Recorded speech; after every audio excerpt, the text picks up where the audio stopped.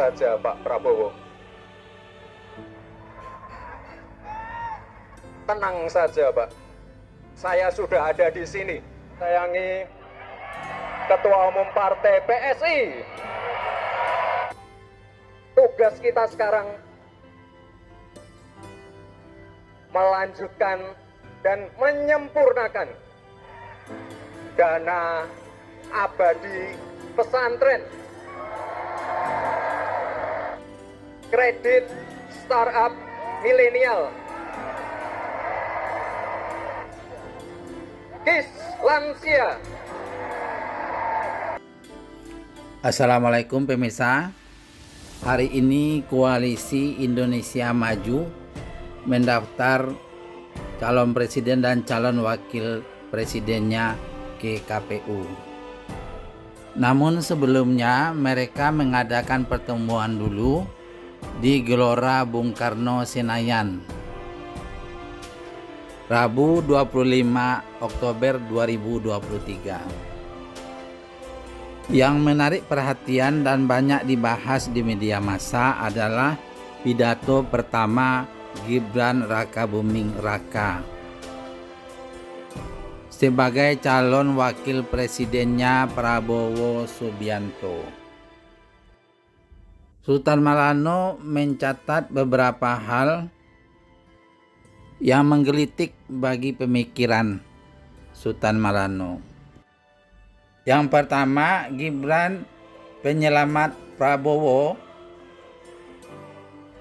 Di awal pidatonya dia mengatakan, "Tenang Pak Prabowo, saya sudah datang." Itu maksudnya apa ya? Seolah-olah dia ingin mengatakan pada semua orang bahwa dia adalah penyamat Prabowo, atau dia setingkat dengan Prabowo, kalau tidak enggak lebih tinggi dari Prabowo. Gitu ya? Apakah ada di antara pemirsa yang juga berpikir seperti itu? Yang kedua, gaya bicara Gibran sama dengan gaya bicara bapaknya. Tampak seperti lugu dan ragu-ragu, tapi sebenarnya tajam dan lugas. Ya, buah apel nggak jatuh kemana lagi kan? Like father, like son. Yang ketiga, wajah Gibran tampak begitu lugu, tapi sebenarnya bukan. Kalau menurut saya, dia adalah orang yang ambisi. Dalam konten saya sebelumnya, ada orang yang mengatakan keinginan jadi cawapres ini adalah keinginan Ibu Iriana, ibunya Gibran, dan keinginan Gibran sendiri. Wallahu alam ya pemirsa, kita nggak tahu siapa yang berkeinginan. Tapi saya lebih percaya Gibran punya keinginan untuk menjadi calon wakil presiden. Walaupun tampaknya awalnya seperti menolak, awalnya seperti tidak peduli, awalnya seperti tidak ingin. 4. Program kerja calon wakil presiden. Saya tidak tahu apakah ini programnya Gibran sendiri yang dia disampaikan di pidato pertamanya, atau begini setting acara yang dibuat oleh panitia. Bagi saya membingungkan kalau wakil presiden membuat program sendiri. Program harusnya disampaikan oleh presiden atau sekarang masih calon.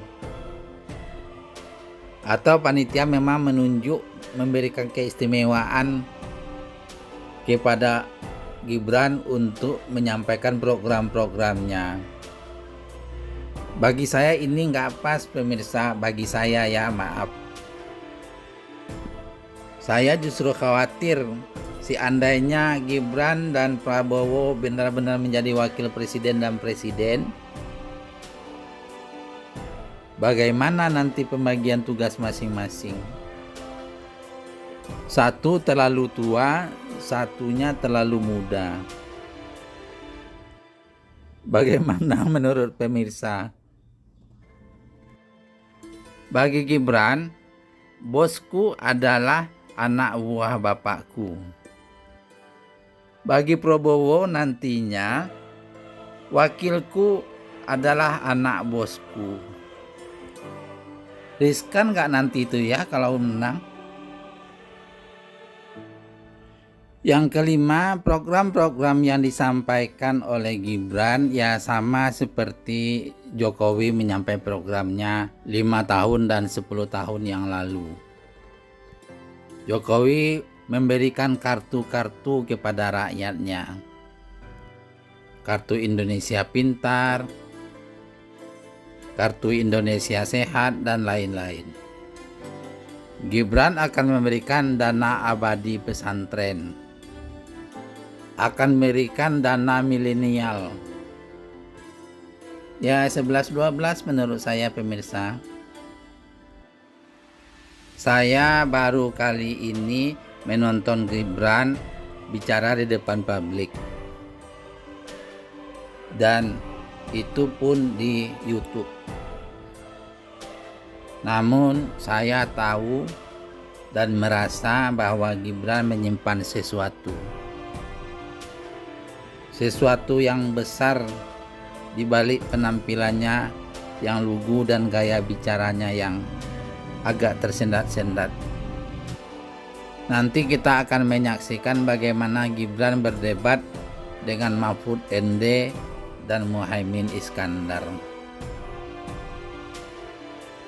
Perbedaan usia orang-orang ini sangat jauh. Pasti menarik untuk diikuti. Demikian dulu pemirsa. Bila suka silakan subscribe, komen, dan share. Sultan Melano akan update terus tentang persiapan pemilu 2024. Assalamualaikum.